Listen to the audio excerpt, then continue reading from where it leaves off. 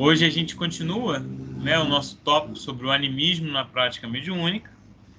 Mas antes da gente começar, de fato, quem hoje acordou inspirado ou inspirada, animado ou animada, motivado ou motivada, para fazer a nossa prece inicial? Eu faço. Então é contigo, Cléia. Então, vamos levar nosso pensamento ao alto, pedindo a Jesus que esteja conosco nesse momento, nos orientando, nos iluminando, para que possamos tirar o maior proveito desses estudos de hoje. E assim, Senhor, pedimos permissão para dar por iniciado nossos estudos desse dia de hoje, dizendo graças a Deus. Muito obrigada. Graças a Deus. Graças a Deus. Que assim seja. Obrigado, Cléia. Bom, então hoje a gente continua o nosso tópico sobre o animismo na prática mediúnica, mas antes de a gente começar, alguém quer perguntar alguma coisa? Tem alguma dúvida do que a gente falou semana passada? Tá tudo bem? Tudo certo? Tá bom. Então eu vou compartilhar a tela.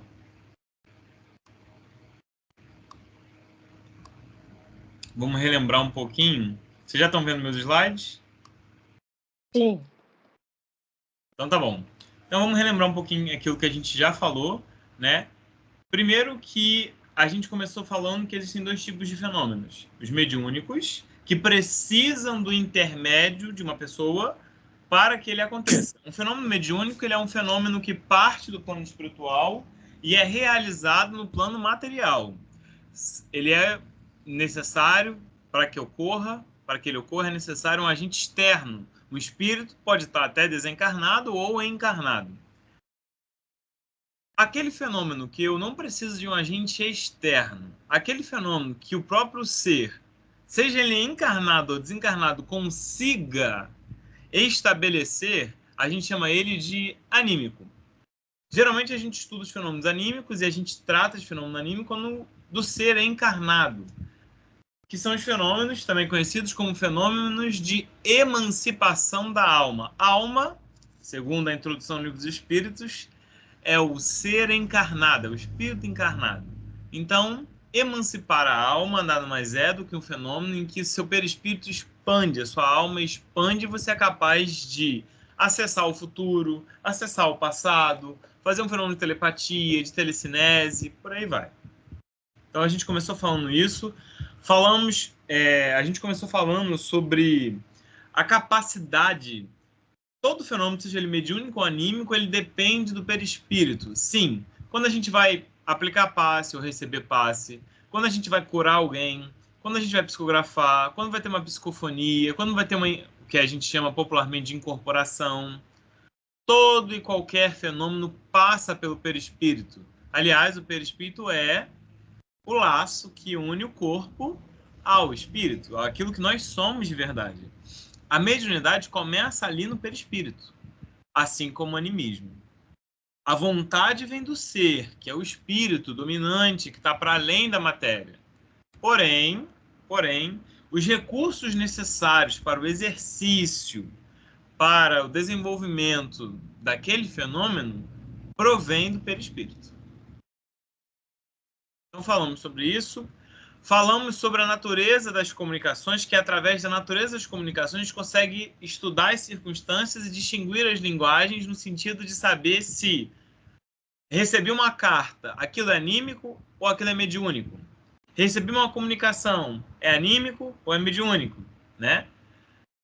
Falamos sobre a questão do estado sonambúlico, né? O estado sonambúlico, a gente chegou à conclusão de que ele é, ao mesmo tempo, animismo e mediunidade, né? Você pode ter os dois numa mesma situação, né?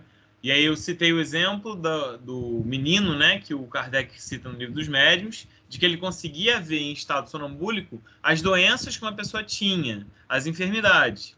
Porém, ele não conseguia receitar o remédio sem que o anjo doutor, como ele chamava, estivesse presente. Então, é um caso sonambulismo em que há coparticipação. Você tem tanto um fenômeno anímico, no sentido de que ele sozinho conseguia ver, ele não precisa do concurso de um espírito para ver. Entretanto, a fim de que receitasse os remédios, ele precisava do concurso daquele espírito. E aí já era mediunidade. Quando a gente fala de fenômeno de emancipação da alma, a gente tem diversos tipos de fenômenos. Kardec põe em evidência 2 deles, o sonambulismo e o êxtase. Quando a gente falou de êxtase lá atrás, eu falei que existem vários tipos de concentração de estados mental, né? E aí, claro, cada literatura, cada tipo de estudo, até cada linha religiosa, filosófica ou até parapsicológica vai chamar esses diferentes estados de concentração de formas diferentes, né?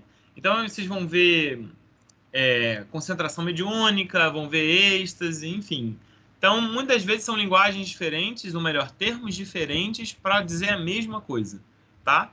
Então, em evidência, Kardec coloca sonambulismo e êxtase. Êxtase nada mais é do que você atinge um certo estado de concentração tão forte que você está em vigília, né? Você está acordado, porém, sua concentração é tão forte que você consegue acessar com muita facilidade questões do plano espiritual, passado, presente, enfim, né?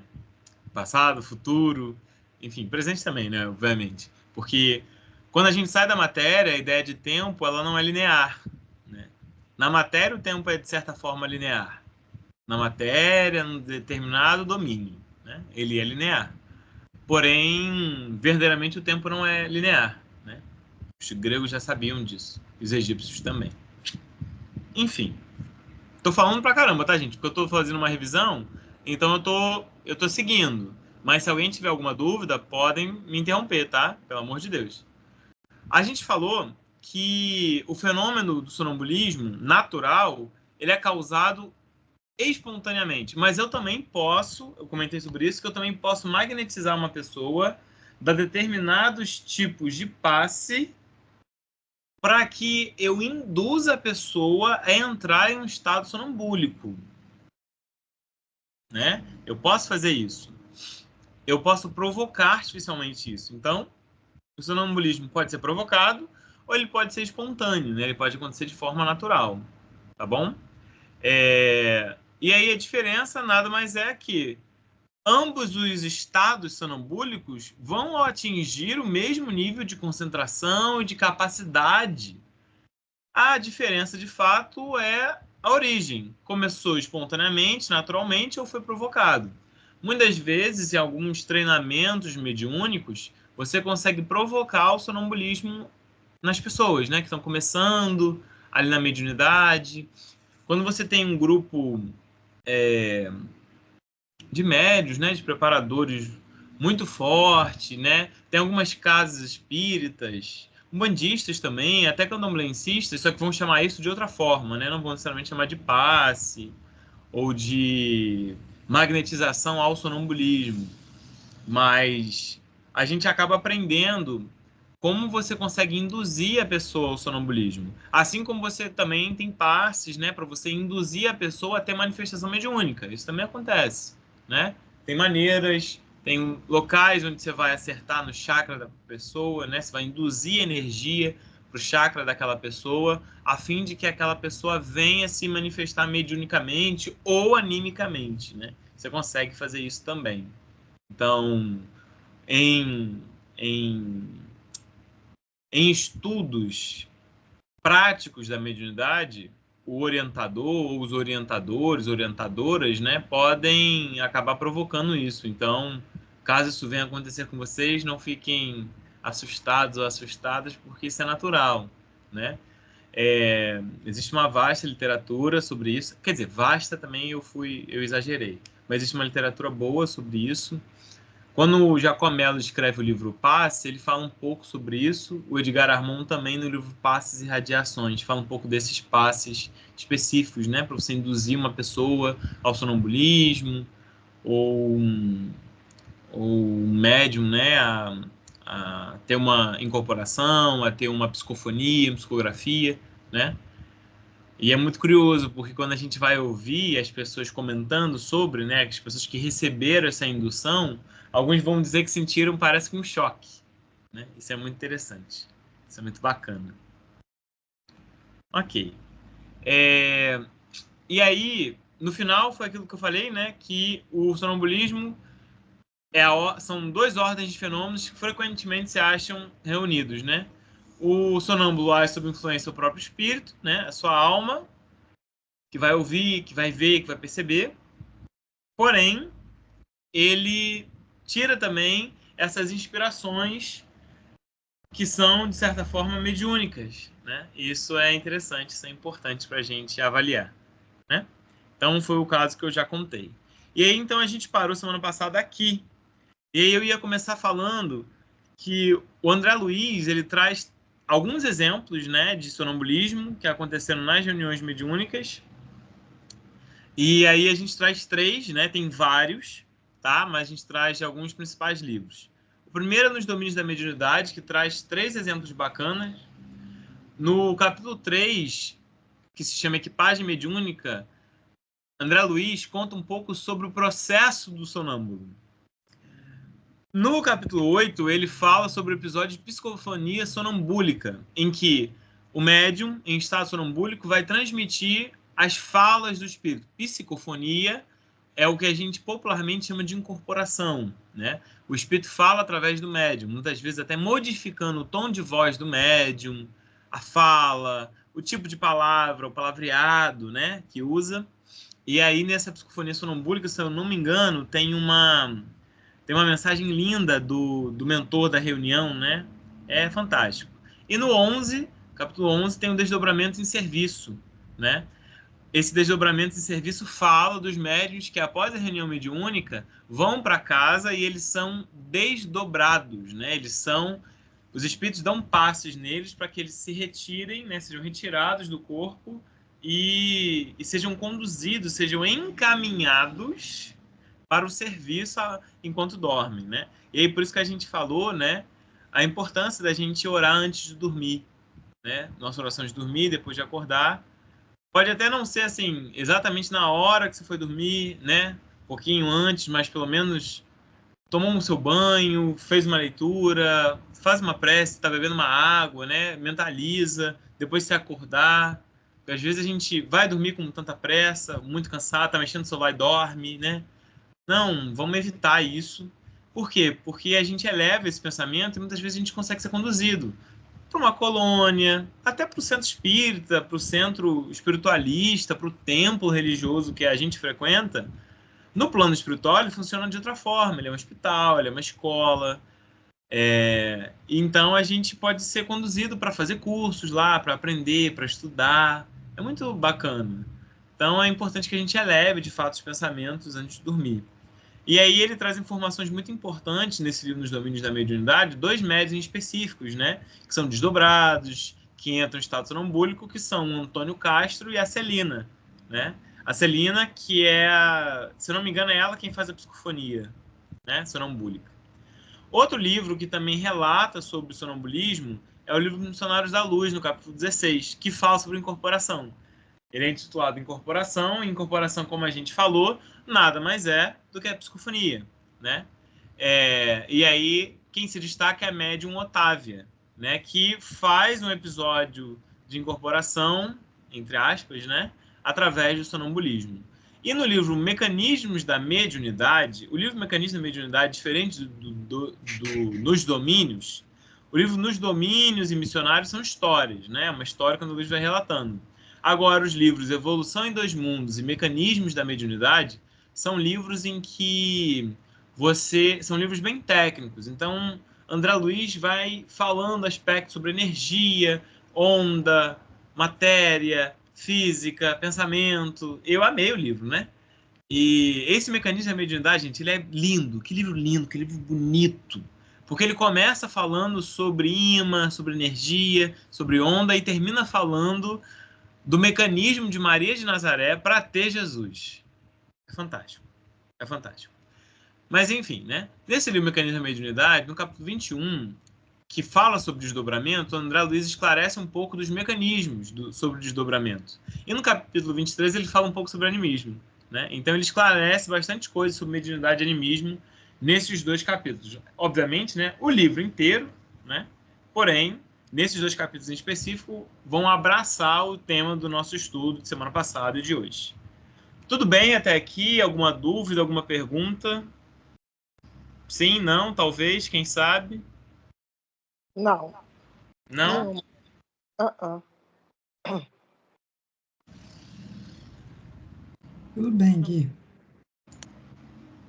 Priscila mandou uma mensagem dizendo que não vai participar hoje. Oi? A Priscila mandou uma mensagem. Que não vai participar?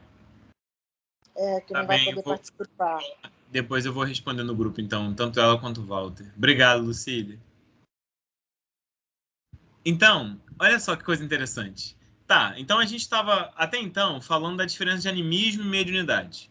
Mas quando tem mediunidade, não tem animismo? Tem. Toda e qualquer manifestação mediúnica, seja ela de psicofonia, psicografia, vidência, que é você ver espíritos, audiência, que é você ouvir espíritos, trazem o teor anímico do médium. Ou seja, toda e qualquer informação passa um pouco do que o médium tem. Como assim? Pensa assim, eu vou contar uma história para Lucília ou para Vânia sobre o que aconteceu comigo. Uma história, por exemplo, às vezes engraçada. Graças a Deus eu tenho bastante história engraçada para contar. E aí eu conto uma história de algum mico que eu paguei, que eu tenho bastante coisa para falar sobre isso. Enfim, alguma atrapalhada que eu fiz, né? E aí quando eu conto para Lucília e para Vânia, eu conto do meu jeito, com as minhas expressões faciais, com os meus tiques e toques, com os meus gestos, né? Aí, se a Vânia e a Lucília forem contar essa história para a Raíza, para o Walter, para o Gabriel, para a Cleia, para a Dila, para a Diana, para a Mariana, para todo mundo, a Vânia e a Lucília, apesar da história ser minha, apesar de ter acontecido comigo, e a Vânia e a Lucília podiam ter tentado gravar os meus gestos, ainda assim, na hora de contar a história, a Vânia e a Lucília vão usar atributos que são delas. O tom de voz delas, os olhares delas, os gestos delas. Entendem? Então, toda e qualquer comunicação mediúnica tem animismo. Isso é um problema? Não necessariamente. O problema do animismo é quando eu mudo o sentido da mensagem. Por quê? Porque os espíritos utilizam do nosso arcabouço para trazer. Quantas vezes a gente não está numa reunião mediúnica, a gente sente que o espírito quer falar, você sabe, mas você não consegue passar, porque parece que você não tem palavra. Você não tem, parece que você consegue sentir, e às vezes o sentimento é tão forte. Vamos falar da gente, que eu acho que é mais fácil. Quando a gente sente alguma coisa, a gente não consegue por completo descrever isso em palavras. A dor do luto, por exemplo, a gente não consegue descrever completamente em palavras. É algo que dói. A gente vai falar que é um espinho, que é isso, aquilo.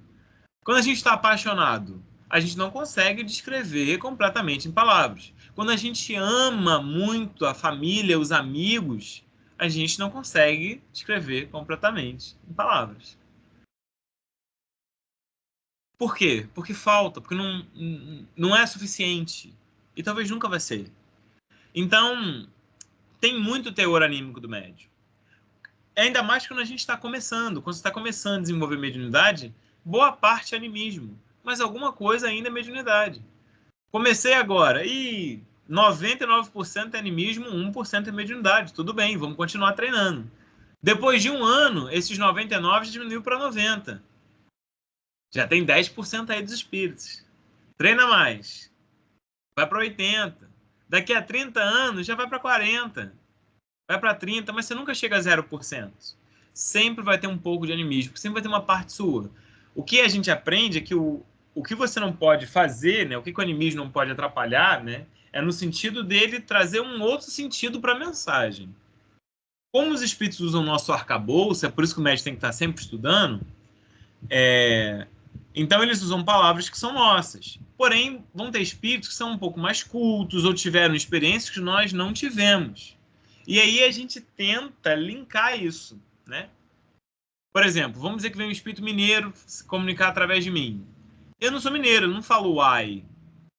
Eu falo é. Falo i, falo vixe. Eu não falo uai. Então, talvez eu não consiga transmitir o why dele, como eu gostaria. Claro que é um exemplo bobo, tá? Mas é só para representar que, devido a essas diferenças culturais, da própria reencarnação, geográfica, enfim, isso também cria um impedimento de transmitir 100% a mensagem. Mas o médium tem o trabalho, né, o dever de transmitir a essência. A essência da mensagem, aquela dali vai ser transmitida 100%. Agora, o conteúdo por completo, né, as palavras certas que o espírito queria utilizar, nem sempre. Porque, às vezes, como eu falei, o espírito que está se comunicando, ele vai ter um arcabouço, às vezes, superior ao nosso. Seja por questão de evolução espiritual mesmo, e moral, que você não consegue captar por completo, a ligação não é tão boa, seja também por uma questão intelectual, né? O próprio Chico dizia ai, meu Deus, Augusto dos Anjos, né? Augusto dos Anjos tem muitos poemas no livro Parnaso de Além Túmulo, que foi o primeiro livro psicografado por Chico, né? São mais de 40 poetas, de métricas diferentíssimas. E o Augusto dos Anjos, ele é um poeta que a gente considera ele pré-modernista. O poeta pré-modernista, ele tem um pouco dos traços decassílabos, mas não são todos, e uma proposta diferente. Augusto dos Anjos tem, assim, uma métrica impecável, que é dele. Ele, inclusive, só tem um livro, que se chama Eu. E extremamente pessimista, né? Antes de desencarnar. Ele desencarnado, né? Aí os temas são outros. Mas Augusto dos Anjos ficava falando para o Chico os poemas dele, porque o Augusto dos Anjos não conseguia ainda psicografar. Ele não conseguia escrever para o Chico psicografar. Não tinha ainda essa conexão, ele não estava seguro. Olha que coisa interessante. E aí ele ficava falando para o Chico transcrever. Então ele falava para o Chico tentar escrever. Só que o Chico não conseguia, porque ele não conhecia as palavras que Augusto dos Anjos, né? O Chico só foi até a 4ª série. O Augusto dos Anjos era um homem letrado, né? Aqui encarnado. Ele tinha faculdade, eu não lembro agora se ele era advogado, enfim. E tem um palavreado mais rebuscado.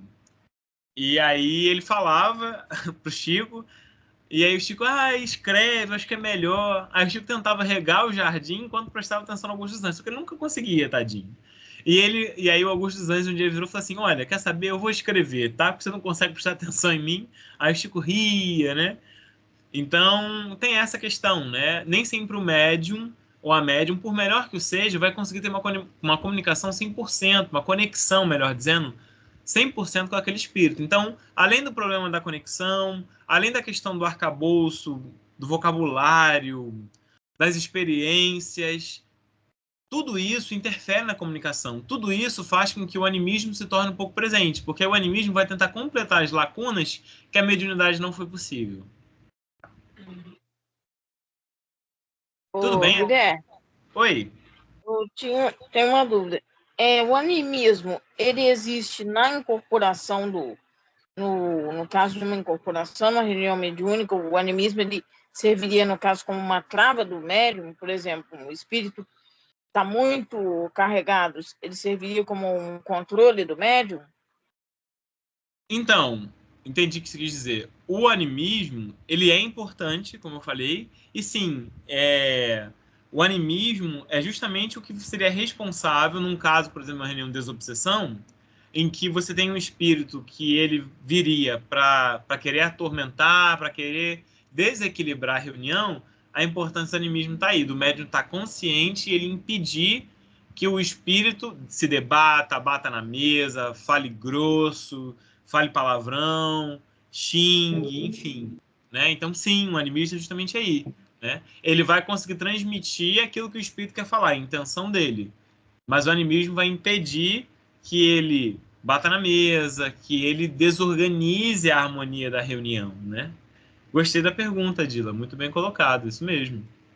Essa é uma das grandes importâncias do animismo, né? Em uma reunião de obsessão, por exemplo. Gostei, muito bom. Então, ele é Guilherme. responsável por manter a disciplina numa incorporação. Exatamente. Exatamente. Entendi. Então, o animismo não é problema, entende? Ele se torna um problema quando o médium não estuda, não pratica. Mas o animismo por si só não é um problema. Então, se alguém virar para vocês e falar assim, animismo é um problema, não é. Essa pessoa não estuda. Por isso que o animismo se torna um problema. Guilherme, na psicografia também tem o animismo? Também, qualquer manifestação mediúnica você tem animismo. Na psicografia, às vezes, é até mais evidente do que na psicofonia, por exemplo. Porque na psicofonia, a comunicação é muito rápida, por causa da voz. Na psicografia, como tem a escrita e se demora um pouquinho mais de tempo e você usa mais regiões do cérebro, lembra que o espírito está conectado ao perispírito do médium, né? E aí, o que acontece? O corpo está usando os lados, os hemisférios responsáveis lá pela escrita, né? As áreas estão lá acesas. O que acontece? Uma parte sua tem um arcabouço que o espírito vai precisar. Se o espírito não encontra a palavra que ele pensou no seu vocabulário, ele vai tentar fuçar outra. Mas ele não acha uma, não acha outra. E aí, essa dificuldade do espírito em achar palavras, em achar contextos, em achar fluidez no seu pensamento, deixa com que cada vez mais esse seu animismo fique presente. Então você sente que você não está conseguindo captar o espírito, né? O espírito do espírito, né? A essência daquilo que ele quer transmitir. E muitas vezes você vai transmitir uma coisa que você pensou. Então tem isso também, tá? Mas mesmo que você tenha uma ligação completa com algum espírito, você tenha muita afinidade com algum espírito, ainda assim alguma coisa vai ser sua daquela mensagem, tá? Que não é um problema. Não é um problema. A essência da mensagem está passada, a ideia está passada, né? Mas alguma coisa ali vai ser sua. Pode ser alguma palavra que você trocou. E muitas vezes a gente faz isso de maneira inconsciente, tá? A gente nem percebe. Por isso que depois de toda reunião mediúnica, você tem que fazer a avaliação da reunião. Você lê as mensagens, você ouve. Tá. E aí você fala, poxa, isso realmente... Essa palavra aqui é minha, não é dele. Aham, Isso é interessante. entendi. Entendi. Muito bom, muito bom. Eu adoro quando vocês participam. Sempre, Gui, Oi? sempre quando termina a reunião, as reuniões mediúnicas, na avaliação é que se vai detectar tudo isso, né? Exatamente, na avaliação. E aí, por isso foi quando a gente conversou sobre essa questão, porque a gente conversou isso foi ano passado, né?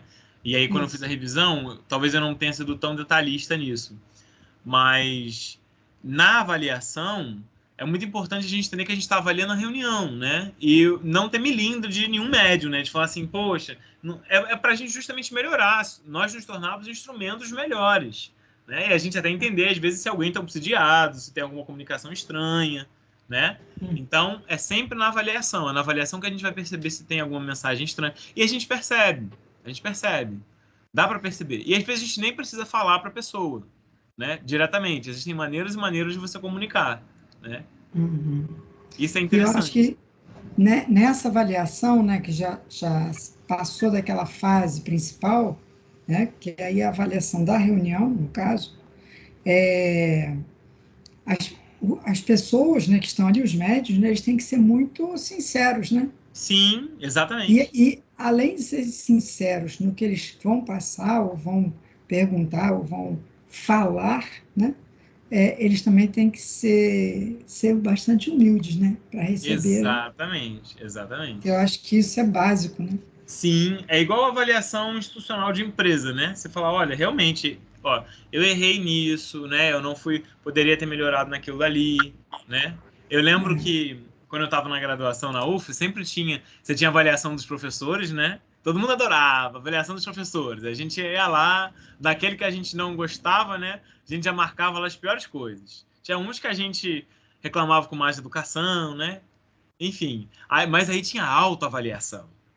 Aí a autoavaliação era curiosa, que era assim, você se dedicou Aí você parava para pensar, porque você fazia a sua autoavaliação de cada disciplina. Aí eu lembro da primeira vez, que eu fiz os primeiros professores depois de fazer a minha. Aí eu ficava assim, poxa, será que eu tenho a reclamar daquele professor? Ou eu realmente fui eu que não me dediquei como deveria? Aí você para pensar, né? Mas brincadeiras à parte, é justamente isso, essa necessidade da gente avaliar, né? E isso não é desmerecer ninguém, né? Por exemplo, até mesmo a gente perceber que alguma comunicação foi animismo, você não precisa falar isso para o médium. Não, fala bacana, interessante, porque tem muitas comunicações que a gente vai perceber que boa parte é animismo. O que a pessoa está vendo, o que a pessoa vai falar, o que a pessoa vai escrever, e tá tudo bem, não tem problema nenhum. Mas eu sei que tem coisa espiritual ali também. E é interessante porque a pessoa vai falar muitas vezes, poxa, eu não estava pensando nisso, eu senti uma coisa diferente. Por hora, está sendo mais anímico do que mediúnico, e tudo bem. Mas daqui a 5 anos, as coisas mudam. Daqui a 10 anos, as coisas mudam. Isso é bacana. Beleza. Então foi aquilo que a gente falou. Muito bem, gente. Gostei. Eu adoro vocês participando. Mais alguma pergunta, alguma dúvida? Tudo bem? Não? Então, continuando. É por isso que, seja qual for a diversidade dos espíritos que se comunicam com o médium, os ditados que se obtêm, ainda que procedendo de espíritos diferentes, trazem, quanto à forma e ao colorido, o cunho que lhe é pessoal. Então, foi aquilo que eu já falei, né? Posso contar uma história para a Lucília e para a Vânia, mesma história para as duas, mas na hora que elas forem contar, elas vão contar da maneira delas. Por mais que a história seja minha, elas vão usar as minhas palavras, a maneira que elas vão gesticular, a maneira que elas vão olhar para as pessoas é delas. Esse é o ponto. Né? A gente sempre vai trazer uma coisa nossa. Por mais que a gente traga coisa dos outros, quando a gente vai repassá-los, a gente repassa ao nosso jeito. Né? Ao nosso jeito. Então é essa história. É igual quando alguém vai declamar um poema. Alguém declama um poema de acordo com o que aquela pessoa sentiu do poema. O poema é o poema, ele está ali. O que a pessoa sentiu é a maneira que ela vai declamar aquele poema, né? Então é esse o ponto, né? Muito bom, muito bom. Bom, o espírito do médium é um intérprete. E eu adoro essa fala do Kardec. O que é você ser um intérprete? Pensa no intérprete da música. Vamos lá. Tem a música Beija-Flor, né? Codinome Beija-Flor do Cazuza. Se você ouve o Cazuza cantando, aí você ouve o Luiz Melodia cantando, você ouve outros cantores cantando, cada um vai cantar a seu jeito. São intérpretes, a música é a música, ela tá lá. Mas a maneira que cada um vai trazer, vai interpretar a música é completamente diferente. Completamente diferente. Que vai trazer dele ou dela uma dor, algum sentimento que linka aquilo dali, a maneira como ele ou ela está vendo. E essa interpretação nada tem a ver necessariamente com a voz. Né? Assim como a gente sabe que tem músicas que ficam excelentes na voz do Emílio Santiago, ou do Ney Matogrosso, ou do Djavan, ou do Milton Nascimento. Mas aí a interpretação da música já fica melhor com outro cantor ou cantora. Por quê? Porque o sentimento é diferente. Então, falar que o espírito médium é um intérprete é excelente. Porque o mesmo espírito pode vir para todo mundo que está presente aqui. Só que cada um vai interpretar a sua maneira. Embora a mensagem seja igual para todo mundo. Cada um tem um arcabouço intelectual, moral, uma conexão com o espírito. Para aqueles que têm menos sintonia, vão ter mais animismo do que mediunidade. Para aqueles que têm mais sintonia com o espírito, vai ter mais mediunidade do que animismo. E aí, qual é a ideia do médium? Quanto mais ele estuda, quanto mais ele se prepara moralmente, quanto mais ele se importa com essas coisas, quanto mais ele dedica o coração dele, a vida dele para isso, para esse trabalho, como qualquer outra coisa na nossa vida, melhor ele se torna, melhor intérprete ele se torna. E aí, olha só, o espírito médium é um intérprete, porque está ligado ao corpo que serve para falar e por ser necessária uma cadeia entre vós e os espíritos comunicam. Uma cadeia não é só a ideia de ligação, não. Cadeia é uma sucessão de eventos. Lembra que eu falei? Há muito tempo atrás eu falei que essa ligação do espírito com o médium ela é demorada. Manda um primeiro sinal. Aí o médium às vezes capta, às vezes não. Aí capta, manda outro. E vai devagarzinho, né? Vai devagarzinho. até ter uma conexão. Até ter uma conexão. Como é preciso um fio elétrico para transmitir uma notícia a grande distância, desde que haja na extremidade do fio uma pessoa inteligente que a receba e transmita. Então, no caso do telégrafo, né, que Kardec está falando aqui, que estava em voga na época, né? Então, isso é muito interessante, né? Você precisa... O médium, ele é o fio, né? Nós, médiums, somos um fio, nós somos internos, somos um carteiro, como diz o Chico, né? Somos um instrumento, somos um violão. Só que o instrumento por si só não produz. Precisa do espírito desencarnado ou encarnado para produzir o fenômeno. E mais do que isso, um violão não precisa ser inteligente, mas ele precisa estar preparado, né? Para ele suportar as notas musicais. Um violino, né? Uma coisa é você comprar um violino ali na loja. Outra coisa é você comprar um Stradivarius. O Stradivarius vai alcançar notas que o violino que eu comprar ali de segunda mão não vai alcançar. E aí, por isso, a importância da preparação, do estudo, do médium, para se tornar cada vez mais um intérprete melhor. Ok? Bom, eu até já falei isso, né? A interferência do médium pode ser considerada benéfica até necessária. Em determinadas circunstâncias, como nas manifestações de espíritos muito perturbados e de perseguidores espirituais, é importante que o médium interfira firme e fraternalmente. Então, foi aquilo que eu já falei, né? Que foi a pergunta da Dila. A gente já adiantou. O animismo, ele é necessário, ele é importante. Só atrapalha, de novo, né? Só atrapalha quando o médium não estuda, quando o médium se deixa levar por isso, né? E aí, realmente, é complicado. Aí o animismo vai atrapalhar, vai ser dificultoso. Aí a história é outra, né? Mas o animismo em si, ele é necessário, ele é importante, ele é fundamental. A gente não pode esquecer disso, tá? Bom, aí nesse sentido, ao comentar em O Livro dos Médiuns que não há, a priori, médium totalmente passivo, então não existe um médium que não tenha algum cunho dele numa manifestação, tá? Ah, mas o médium está inconsciente, significa que o espírito está 100% ali. Não tá. Não tá. Tá? Quando não tá. Então, se o médium está inconsciente, que são casos mais raros, né? A gente tem 3 tipos de médiums. O consciente, que ele está completamente consciente que o espírito está comunicando e ele está passando, né? O espírito conta e ele escreve. O espírito conta e ele fala. É uma coisa. Isso é completamente consciente. Outra é o semiconsciente. O médium não dirige a boca, é o espírito quem controla a boca dele, a boca, a mão, o que for. Só que ele está acordado, ele está sabendo o que está acontecendo. E a gente tem o médium inconsciente, que ele está desacordado do plano físico, e aí ele só acorda depois da manifestação, depois da reunião, tá?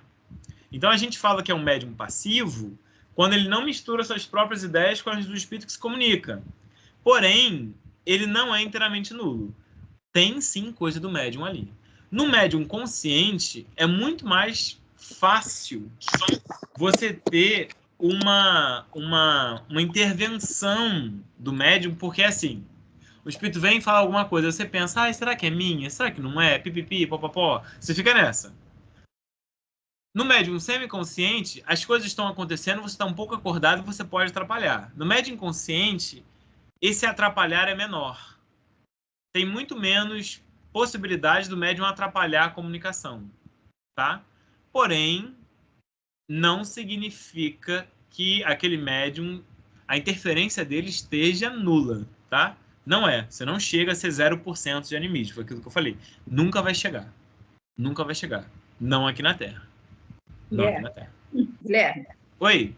E no caso, por exemplo, quando chega um obsessor ou um espírito sofredor e chora muito, que aí aquele médium chora, isso aí é um sentimento do espírito que o médium está transmitindo.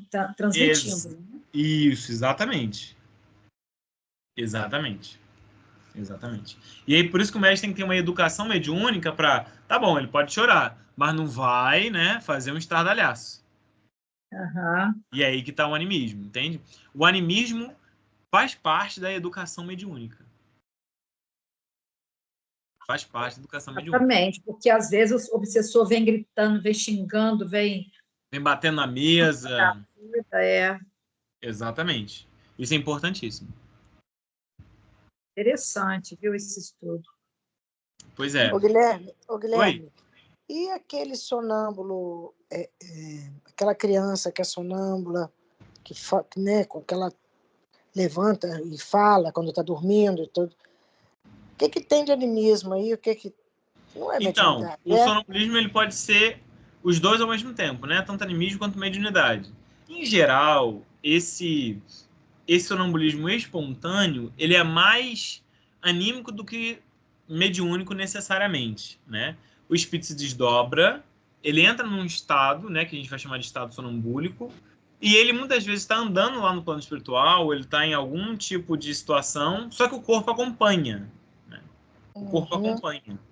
Então, ele tá andando pela casa, está falando, né? Nem todo sonambulismo necessariamente é andar, né? Você pode estar falando enquanto você dorme, isso já é um estado sonambúlico, já configura um estado, de certa forma, sonambúlico, para a gente aqui no espiritismo, né? E esse falar, esse andar, esse se locomover, de certa forma, já é esse estado sonambúlico e muitas vezes é anímico. Então, o espírito está conversando com alguém ou tá processando coisas do inconsciente. Tá? Ele pode não necessariamente estar no plano espiritual, estudando, tudo mais, mas ele está em um estado alterado de consciência que permite ele acessar coisas que o consciente, o nosso cérebro físico, barra. Entendi. E aí ele está trazendo isso. Então, muitas vezes ele está conversando, é como se ele conversasse com o próprio inconsciente. Isso é curioso, né? Isso é curioso. Mas isso só é possível por causa desse estado alterado de consciência. Porque você não está necessariamente ligado ao cérebro físico, que é uma trava natural. Natural. Entendi. A gente percebe muitas vezes que o sonambulismo ele é mediúnico de duas. Ou o sonambulismo ele vem com algum certo tipo de previsão, de conselho, como pode acontecer, né? De alguém virar e falar, olha, isso vai acontecer, piriparoró. Ou pesadelo. Aquela pessoa que está sonâmbula, ela está fugindo, ela está correndo, ela está sendo perseguida, e muitas vezes assim o é, né? Às vezes assim o é. Não é sempre, tá? Não quer dizer que alguém teve um pesadelo e a pessoa está sendo perseguida. Não é isso. Mas, porém, entretanto, todavia, quando há um pesadelo de um sonâmbulo em específico, há uma chance grande de ser, sim, alguma desventura no plano espiritual. Então, de novo, o que cabe a gente é analisar de maneira racional o que está acontecendo, ouvir do sonâmbulo, né? O que ele está falando, enfim, né? Todo o processo. Deixar ele continuar dormindo, botar ele de volta na cama, acalmar. Quando ele acordar, ele ou ela acordar no outro dia, você conversar. E muitas vezes ele não vai se lembrar, né? Mas se é possível gravar as coisas que ele fala, que ela fala, investigar, isso é interessante, né? Ensinar aquela pessoa a orar, se ela não o faz, né? A elevar o pensamento antes de dormir, para que evite que essas coisas aconteçam. Entendi. Mas em boa parte, nesse sentido natural, espontâneo, ele é muito mais animismo. Muito mais animismo. Que até mesmo os espíritos, nesses casos, depois vocês deem uma olhada nesses capítulos que eu falei do André Luiz, se eu não me engano, é nos domínios da mediunidade, nesse capítulo 11 aqui, fala dos mentores espirituais irem desdobrar o médium. E aí, nesses casos, são casos de mediunidade, né? Os espíritos vão lá na casa, eles desdobram. Na verdade, eu acho que eles acompanham já o médium.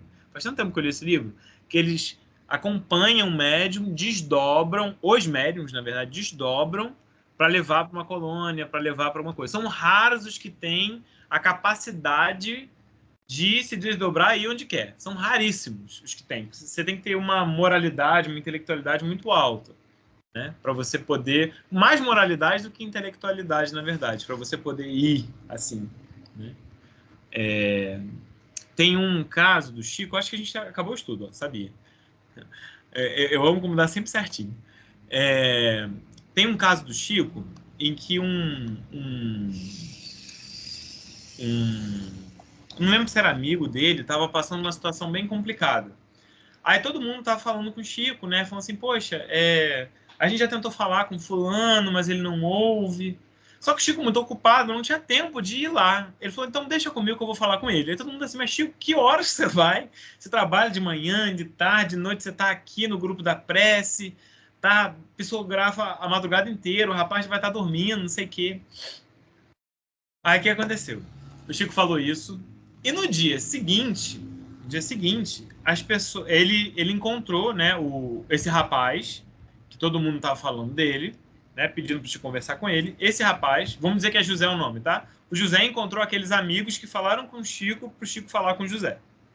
Aí o José falou com esses amigos assim, eu tive um sonho tão bom, eu acho que eu aprendi uma lição. Eu sonhei que o Chico aparecia no meu sonho e falava, e me mostrava 2 cérebros, um cérebro bom e um cérebro ruim. E ele perguntava para mim como eu queria deixar o meu cérebro, com as escolhas que eu estava fazendo. Aí o sonho continua, né? A história continua. Acho que essa história está no Lindos Casos Chico Xavier de Ramiro Gama, se não me engano. Mas enfim, aí mostra isso, né? A capacidade do Chico dele se desdobrar e de ir até a pessoa para conversar com ela, né? Nem sempre quando a gente sonha com alguém é um desdobramento, tá? Nem sempre. Não é porque eu sonhei com alguém que necessariamente é um desdobramento. Ou que alguém sonhou comigo, fui eu que me desdobrei e fui lá. Pelo contrário. Muitas vezes, os nossos mentores, né, os nossos espíritos protetores, sabem que nós nutrimos uma afeição muito grande por fulano, por ciclano, por beltrana. E aí, eles usam, muitas vezes, a imagem daquela pessoa que vai ficar fixa na nossa retina, né, no nosso cérebro, no nosso sentimento, para comunicar. Então, por exemplo, deixa eu contar um exemplo para vocês. Teve uma vez, eu tive uma noite não muito agradável, tive um dia não muito agradável, eu fui dormir, e no dia seguinte, uma amiga minha da fundação, né, uma dona Iralina falou comigo que sonhou, falou assim, eu tinha certeza que era você, eu passei... eu não sabia de nada que estava acontecendo, tá? Mas ela falou que sonhou comigo, que eu ia lá, que eu ajudava ela, que eu puxava ela, que sentia uma luz, piripororó. Eu sabia que não tinha sido eu. Mas devido à afeição que ela nutre por mim, os mentores dela usaram da minha imagem para passar mensagens que ela não estava sozinha. Então, olha que coisa interessante e potente é o amor, né, que a gente nutre pelas pessoas e que elas nutrem pela gente. É suficiente para que os espíritos, que têm muita humildade, se ocultem nas figuras amorosas que nós amamos para dizer que a gente não está só e que estão ali para ajudar a gente. Isso é muito interessante, né? Então, não necessariamente é a pessoa desdobrada. Pode ser. Nem sempre é, mas pode ser. Não, a gente não tem que bater o martelo. A gente sente. Na verdade, a gente sente de verdade, né? Mas isso é bacana, né? Da gente perceber que, poxa, olha o carinho da espiritualidade, porque um dia comigo e com ela, né? Com ela, da situação de ajudá-la, e comigo de lembrar, né, do amor que as pessoas nutrem pela gente, né? E foi até um balde de água fria que eu tomei em relação ao dia anterior, que eu não estava legal, e aí veio essa mostra pra gente, olha, nós somos amados, né? Será que isso não é suficiente para a gente permanecer, para a gente persistir no caminho, né? Enfim. Então, isso é muito bacana, né? Então, só contei isso para relembrar que nem sempre, quando a gente sonha com alguém, a pessoa está desdobrada. Porém, existem casos, tá? Existem muitos casos em que, sim, você vai sonhar com alguém e essa pessoa, às vezes, está desdobrada ali, né? Está ali com você. Seja até desencarnada, né? Pode ser até alguém que já desencarnou e apareceu para você também. Eu ia perguntar isso agora. Exatamente. Eu ia perguntar isso agora. Não necessariamente... A pessoa pode estar desencarnada também. Isso, e não ser a pessoa. Como também pode ser. É complexo, né? Depende, né? Depende, é bem complexo. É isso aí. Mas é isso é muito curioso, né? Isso é muito interessante. Mas sim, pode ser também, né? E é muito bacana, né? Eu digo com certeza na minha situação, porque eu sei que eu, Guilherme, não conseguiria, ainda mais naquele dia. Em alguns momentos, eu sei que talvez possa ser me dada a possibilidade, por misericórdia divina, de eu me desdobrar e falar com alguém, talvez ajudar e talvez estar ali presente. Mas eu sei que eu, Guilherme, sozinho, de falar assim, eu vou sair daqui, vou para lá, eu não consigo, né? Eu não consigo. A menos que a espiritualidade, aí é outra história. Mas, assim, eu sozinho não consigo. Então, por isso eu posso afirmar sobre mim. Sobre mim. Né? Então, cada um acho que pode afirmar sobre si. E aí que é interessante da gente avaliar essas coisas, né? E analisar de maneira racional isso tudo. Essas relações de sonho. Até você falou negócio de sonambulismo, esse negócio de desdobramento. Que eu não sei qual foi o fenômeno que aconteceu comigo. Foi mais ou menos uns 8 anos, foi quando a minha avó desencarnou. Estava até na sala aqui, no quarto do João, foi até aqui, né? Antes de fazer a reforma do apartamento, né? Uhum. E eu estava deitada. De repente, eu acordei no sobressalto. Eu não me lembro, minha mãe que me conta. E eu falei, o Candinho está cuidando da avó. O Candinho é o avô da minha avó. A minha mãe falou, o quê? Ele. Apontei para o retrato do avô da minha avó, que eu não conheci, minha mãe não conheceu, ninguém. Ela falou, que bacana, ele está cuidando da avó. Ele falou que está bem. Foi só isso. Depois voltei a dormir, não falei mais nada. Minha mãe depois falou de lá. Isso já é um animismo na questão mediúnica. É um sonambulismo, né? Desculpa, um sonambulismo na questão mediúnica. É um sonambulismo na questão mediúnica. Então, você estava em estado sonambúlico, você recebeu essa informação e você sonambulicamente passou a mensagem, né? Isso é um caso de sonambulismo. Foi o que eu falei. Sonambulismo não necessariamente a pessoa precisa correr, precisa andar, fazer polichinelo. Se ela falar alguma coisa, né? Se ela transmitir de maneira racional, também não é porque a pessoa grunhiu 3 palavras a sonambúlico. Não, também não é assim. Né? Mas se a pessoa for de maneira racional, maneira fluida, mantendo uma conversa, né? Perguntando e respondendo, isso é um caso de sonambulismo. Né? Caso de sonambulismo. Que pode ser anímico, pode ser mediúnico, pode ser os dois. Né? Ao mesmo tempo. E no caso Então, no seu caso, como relatado, o que me parece é que é um sonambulismo mediúnico. Né? Você recebeu essa informação, tanto que você foi capaz de apontar o quadro, você falou. Né? Então... E no caso do sonambulismo que as pessoas se assustam e têm as reações dormindo e acordam assustadas e gritam, não é como o caso da Dila. Não necessariamente, Muitas vezes são descargas do inconsciente também, né? A gente pode ter essas questões mediúnicas no sentido de que a pessoa está tendo alguma perseguição, algum obsessor, algum espírito no plano espiritual, né? E se ela já tem essa predisposição natural para o sonambulismo, isso pode acontecer, né? Está sonambúlica, você vê a pessoa correndo na cama, você vê a pessoa agitada, vê a pessoa, né, falando. E aí, de novo, tudo isso de uma maneira muito lógica, né? Muito fluida. Aí sim você atesta isso como sonambulismo. Certo. Porque normalmente, quando a pessoa está dormindo, a gente não entende o que ela fala. Embolado.